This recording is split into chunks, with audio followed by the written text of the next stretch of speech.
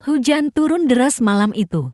Langit seolah ikut menangis bersamaku, membasahi setiap luka yang belum sempat sembuh. Aku berdiri di depan rumah mertua dengan tubuh menggigil. Perutku yang membuncit berusia 7 bulan terasa semakin berat. Tangan gemetar memegang kantong plastik, berisi beberapa pakaian dan dokumen penting. Itu saja yang aku punya sekarang selain anak yang sedang bertumbuh dalam rahimku. Pergi kamu dari rumah ini, bentak ibu mertuaku dengan mata melotot penuh kebencian. Jangan pernah kembali. Anak, saya tidak butuh wanita pengganggu seperti kamu. Aku hanya bisa mematung. Menatap wajah suamiku, Dimas, yang berdiri di belakang ibunya. Wajahnya datar. Tak ada keberanian untuk membelaku, bahkan hanya sekadar memegang tanganku. Dimasi, suaraku lirih, hampir tak terdengar di tengah gemuruh hujan. Dia tidak menjawab, hanya membuang muka ke arah lain. Hatiku remuk. Aku tidak percaya, lelaki yang pernah bersumpah akan menjagaku dalam suka dan duka, kini berdiri membisu, membiarkan istrinya yang sedang mengandung darah dagingnya sendiri terusir di malam gelap. Langkahku terasa berat saat mulai berjalan menjauh. Hujan menampar wajahku, membasahi kerudung dan bajuku yang tipis. Perutku mulai terasa nyeri, mungkin karena stres dan udara dingin. Tapi aku terus melangkah. Aku harus kuat. Kalau bukan untukku, maka untuk anak ini. Di sudut jalan, aku duduk di bawah halte tua, memeluk tubuh sendiri. Air mata bercampur hujan. Dunia terasa runtuh. Tapi saat tangan kecil dalam perutku menendang pelan, aku tahu, aku tidak sendiri. Aku akan melindungimu, nak, bisikku, nyaris tenggelam dalam isak. Mulai malam ini, hanya ada aku dan kamu. Tapi itu cukup, kita akan bertahan. Dan malam itu, dalam sunyi dan hujan, aku bersumpah, aku akan bangkit. Dan mereka akan menyesal seumur hidup.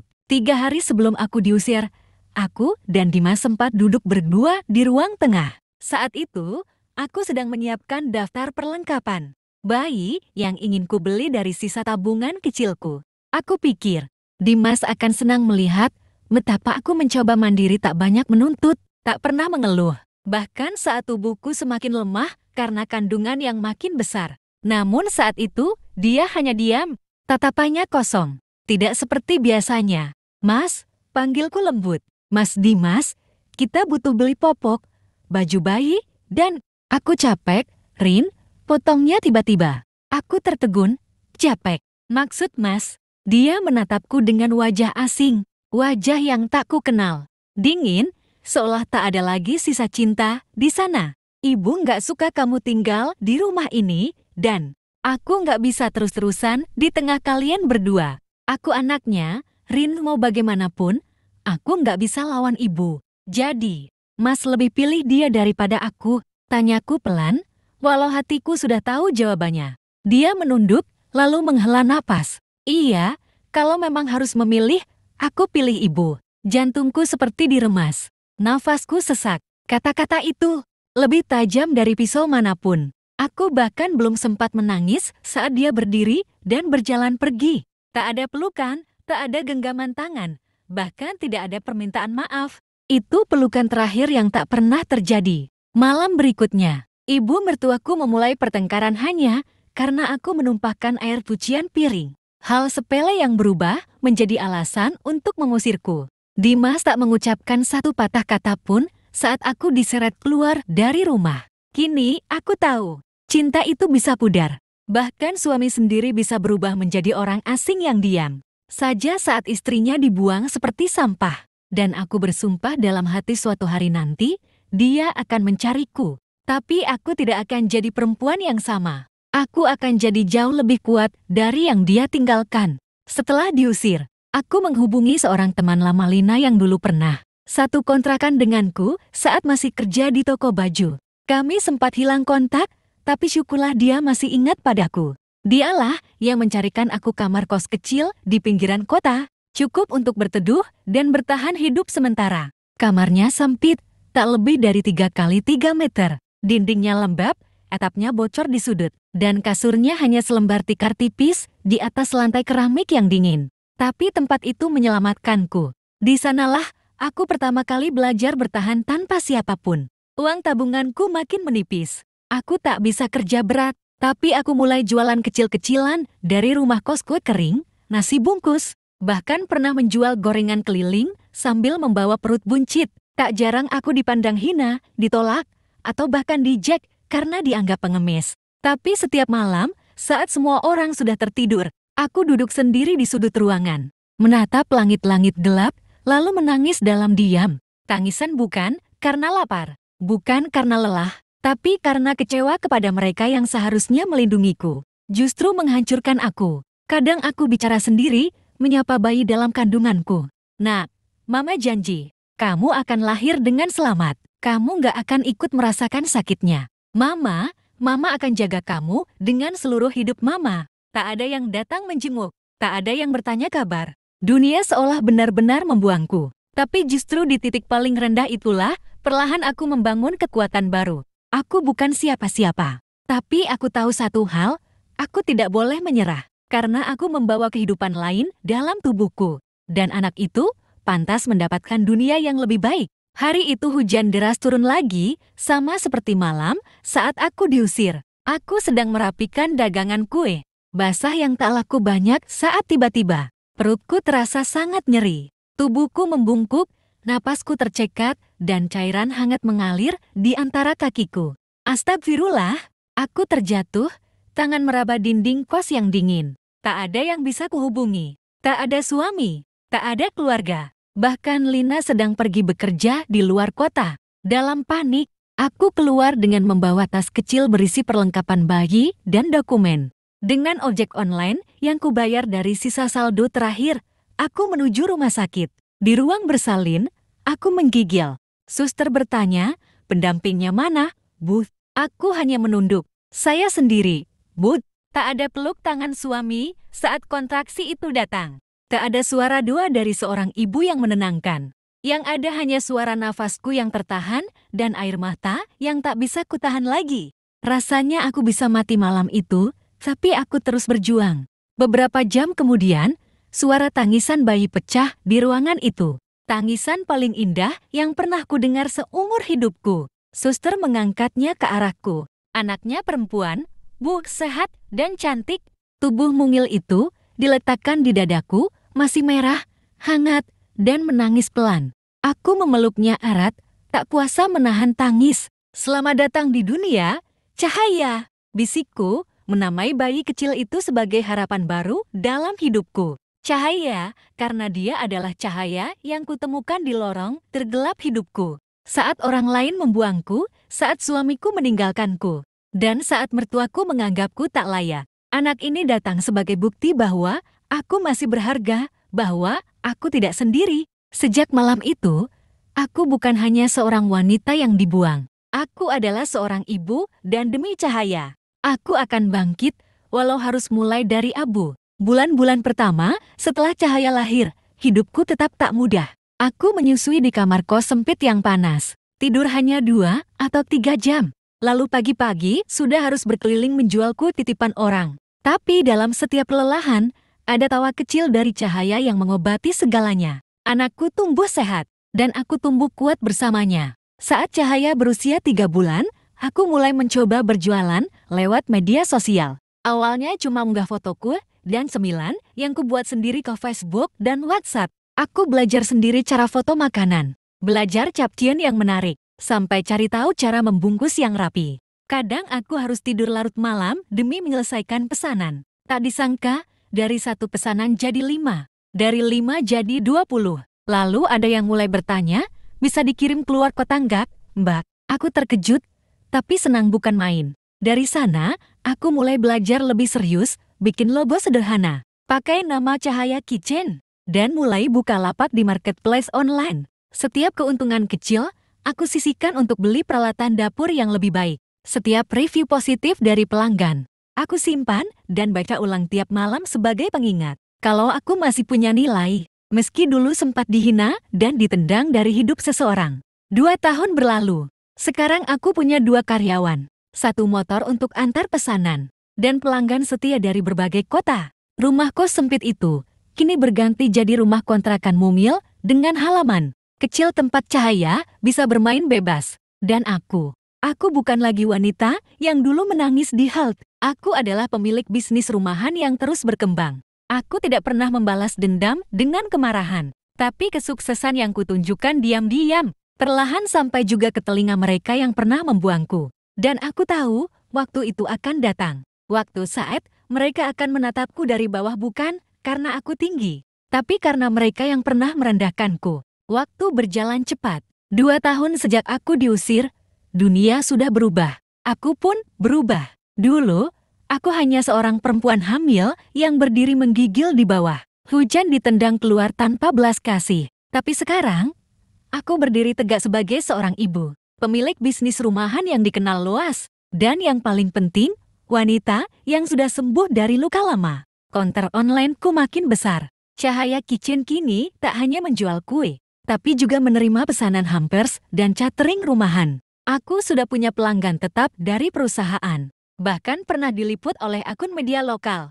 Nama kecilku mulai diperbincangkan sebagai inspirasi ibu tunggal pejuang ekonomi. Satu hari, aku diundang ke sebuah acara komunitas UMKM skala kota. Mereka memintaku jadi pembicara, membagikan kisah perjuanganku dari nol. Awalnya aku ragu, tapi setelah berpikir semalam, aku setuju. Aku ingin hadir bukan untuk pamer, tapi untuk berdiri sebagai bukti bahwa perempuan yang disakiti tidak selamanya akan jatuh. Dan di hari itulah, takdir mempertemukanku kembali dengan masa lalu. Acara diadakan di sebuah aula besar hotel kota. Aku datang dengan setelan sederhana tapi elegan, mengenakan blazer hitam dan rok panjang. Cahayaku gandeng dengan bangga ia, mengenakan gaun putih, kecil dan pita merah di rambutnya. Beberapa menit sebelum acara dimulai, seorang panitia mendatangiku. "Bu Rini, tamu kehormatan kita ternyata mengenal ibu," katanya. "Mereka keluarga jauh ibu." Aku mengernyit heran.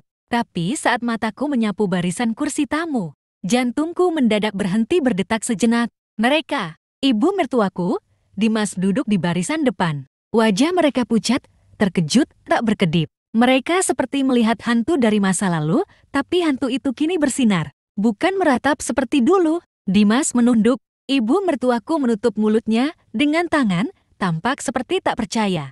Mereka tak tahu aku jadi pembicara utama. Mereka tak tahu bahwa wanita yang dulu mereka buang kini berdiri sebagai simbol kekuatan dan kebangkitan. Aku tak berkata apa-apa kepada mereka, tak memberi sapaan, tak memberi lirikan. Yang kulakukan hanyalah tersenyum pada Cahaya, lalu berkata pelan, "Lihat, nak, Mama bukan siapa-siapa 2 tahun lalu. Tapi sekarang, dunia tahu siapa kita." Dan di saat itulah, aku tahu, balas dendam terbaik adalah menjadi lebih baik. Sampai mereka hanya bisa menyesal dalam diam. Tepuk tangan memenuhi ruangan saat aku selesai bercerita.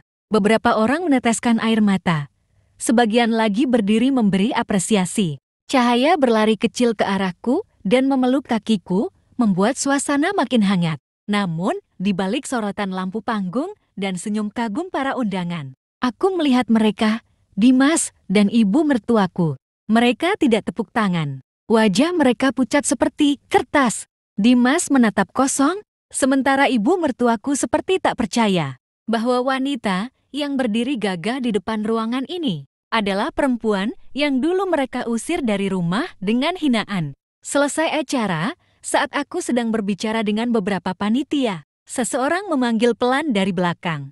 "Rin." Suara itu masih sama. Suara yang dulu membuatku merasa aman, tapi juga suara yang akhirnya membungkam suaraku sendiri. Aku berbalik. Dimas berdiri di sana, mengenakan kemeja biru muda yang kusut dan wajah yang lebih tua dari usianya. Di belakangnya, ibu mertuaku memegangi tas tangan, menatapku seperti melihat keajaiban yang tak dia sangka. Aku nggak tahu harus mulai dari mana," ucap Dimas. "Kami kaget lihat kamu di sini. Kamu luar biasa, Rin." Aku menatapnya tanpa ekspresi. Luka yang dulu pernah dia tinggalkan memang belum sepenuhnya hilang. Tapi aku bukan lagi perempuan yang berharap dia datang minta maaf. Sekarang, aku adalah perempuan yang tidak lagi butuh validasi darinya. "Apa kamu butuh sesuatu?" tanyaku datar. Ibu mertuaku tiba-tiba maju, suaranya gemetar. "Rin, maafkan ibu, ya, Nak, ibu nggak tahu.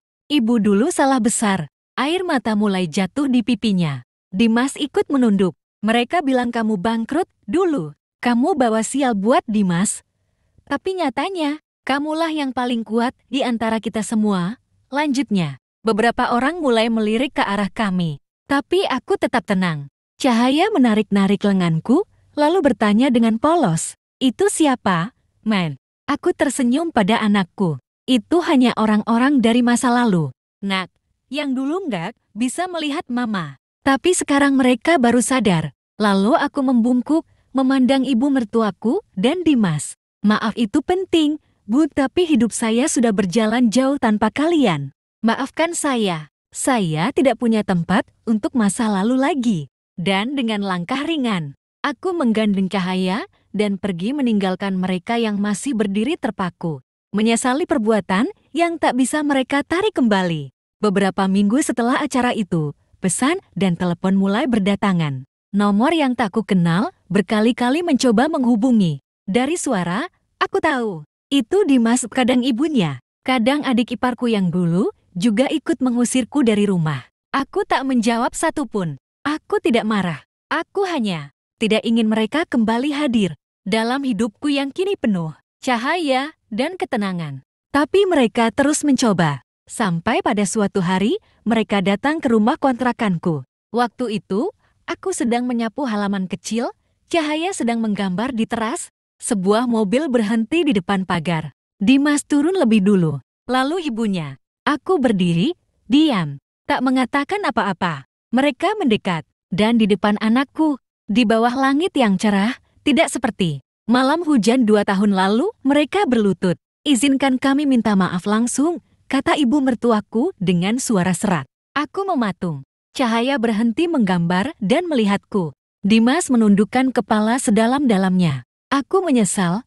Rienmo, aku pengecut. Aku biarkan kamu dibuang saat kamu paling butuh aku. Dan setiap malam, aku dihantui wajah kamu dan anak ini. Air mata jatuh di pipinya. Tangannya gemetar. Tapi hatiku tetap dingin. Ibu mertuaku mencium tangan Cahaya. Nah, maafkan Nak, ya. Kamu cucu ibu, tapi ibu menolakmu bahkan sebelum kamu lahir. Aku menghela napas pelan, menatap mereka berdua. Kalau kalian minta maaf karena ingin merasa lebih ringan, aku bisa maafkan. Tapi kalau kalian berharap aku bisa kembali seperti dulu, maaf. Itu tidak akan terjadi. Wajah mereka makin hancur. Tapi aku tidak membenci. Aku hanya memilih untuk tidak memberi tempat lagi untuk orang-orang yang tega menyakiti saat aku paling lemah. Aku membungkuk, memeluk Cahaya, dan berkata, kita nggak perlu kebencian, Nak.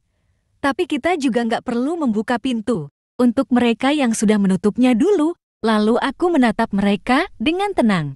Kalian boleh bangkit dari lantai sekarang. Tapi hidup saya sudah tidak ada ruang untuk kalian. Dan saat aku masuk ke dalam rumah sambil menggandeng anakku, aku tahu, aku menang. Bukan karena mereka berlutut, tapi karena aku berhasil berdiri kembali.